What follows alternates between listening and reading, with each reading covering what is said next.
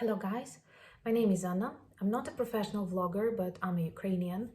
And as my country goes through this difficult time during our war with Russia, I try to update my vlogs daily, telling you about the current situation in my country and also answering your questions because I believe the world does not know enough about Ukraine. We were out of attention, and of course it's very bad that many of you have learned more about my country under such circumstances, but still I'm always glad if I can explain you something or attract your interest to some of the aspects. Also, I'm very grateful for your support during this war, because it is a true crime against humanity, and to know that the world sees that, and the world supports us means really a lot.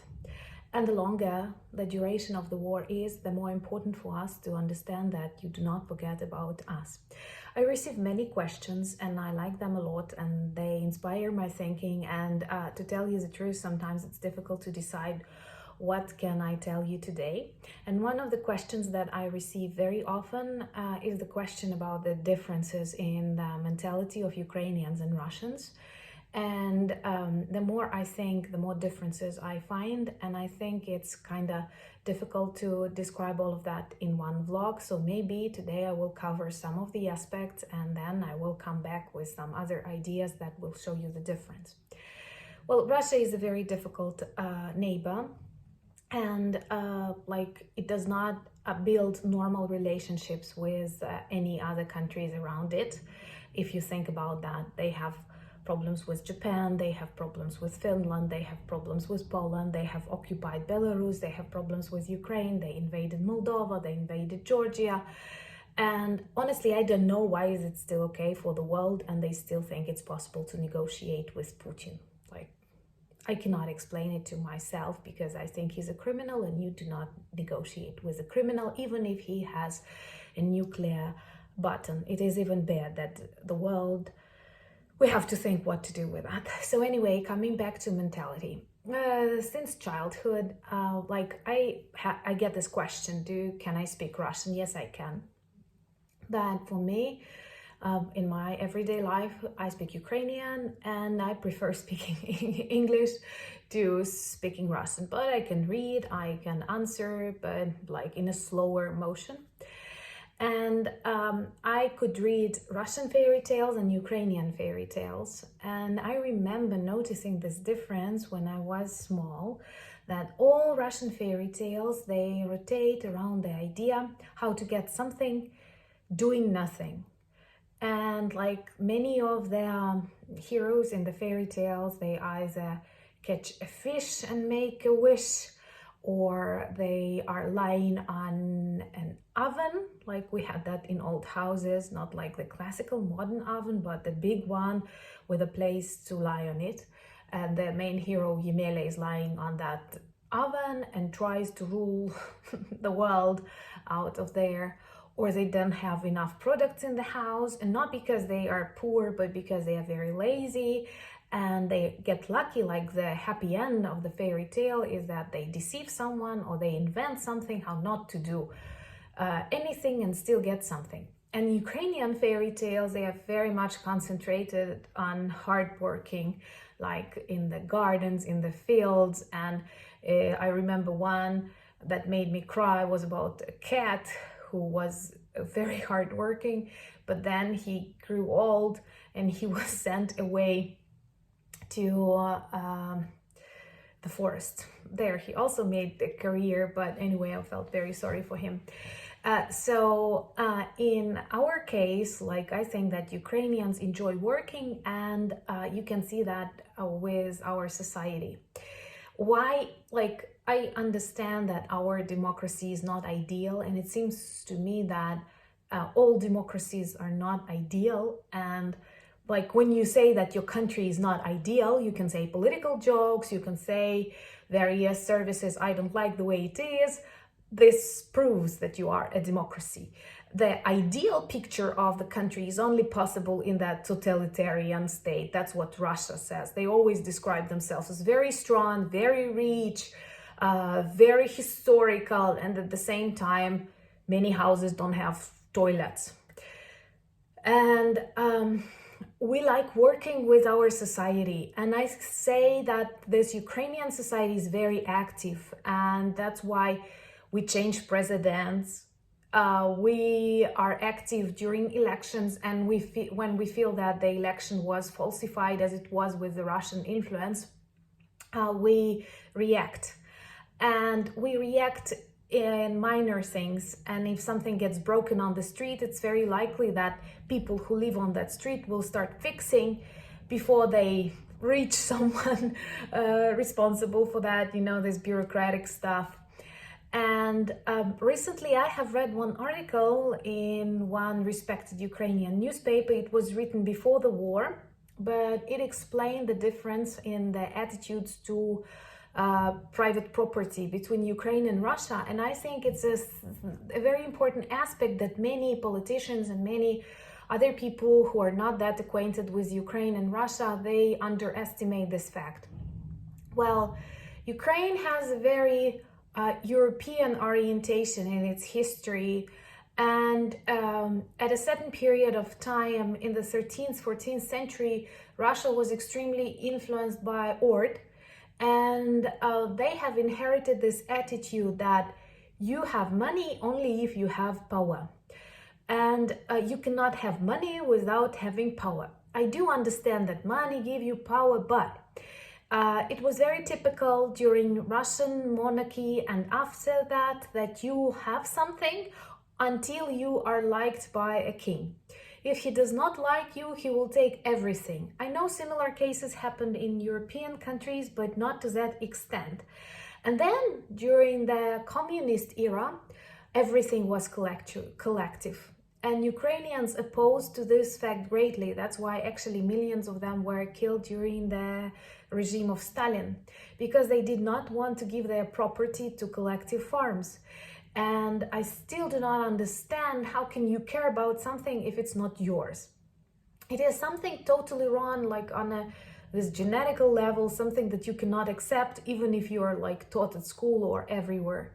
And I think the reason why Russia is so poor right now is that they lived in this collectivism, and it means that everything belongs to everyone, and we don't have a host. Like no one cares about this flat, about this street, and so on. For me, like a very interesting fact that describes a lot about Russian attitude to private property was their attitude to flats. You know that after the Bolshevik Revolution, many flats were taken away from their owners, and they are not only aristocrats, they are just like people who are middle class, upper middle class, or sometimes other people came to live with you, like without you choosing who's that. And I think it's really, they used the things of the previous owners, they slept on their bed, and it is something not normal. And it happened like in millions of families, in millions of houses. Another thing is that for a very long period of time, many people in Soviet Union had this work flats or something like, you have this flat as long as you work. Or you are allowed to live in a particular place as long as you work at that hospital or at that plant. Or for example, you have it until you die, but you cannot pass it to your children. And in Ukraine, there was a normal middle class. For example, my great-grandparents, they come from Chernihiv region, from a very beautiful small town, Baturin. It is a historic town that was a center to one of our hetmans, Mazepa, who actually fought with the Swedes and lost to Peter the Great, with whom he was friends at the beginning, and later their path is separated because Peter the Great again did not see Ukraine as an independent state, and they had to leave all of the things they had and to escape to another town, and they managed, like leaving all of their belongings, leaving their they were like had a small enterprise making sausages. They have left everything, but the fact they managed to escape and live in another town saved them from moving to the Siberia, because many of the representatives of the Ukrainian middle class were sent to the Siberia, and later the city council was located in their building.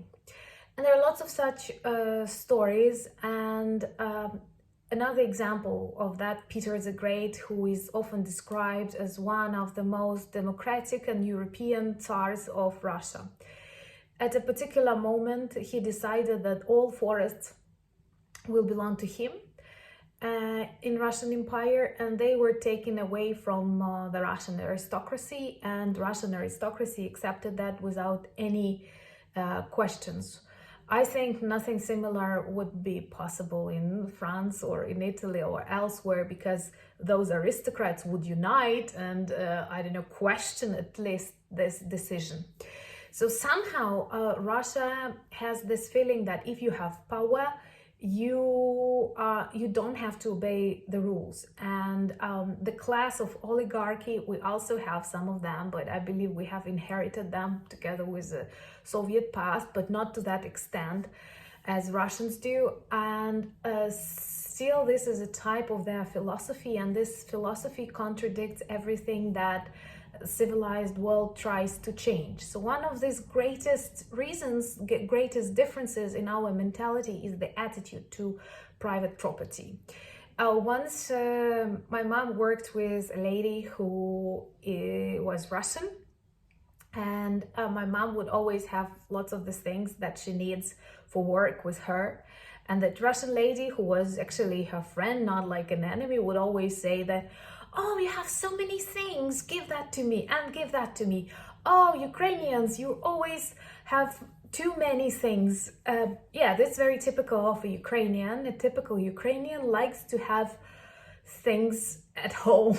Like, we don't have like empty fridges. We like to keep like things. We always have enough packages of sugar, I don't know, some buckwheat, some flour, and if you visit a Ukrainian, you will always have something to eat, to drink, and I think it's a good quality, but Russians always describe it as a bad quality, but at the same time they want to come and take the things that we have collected. And this is what happens exactly right now with our country.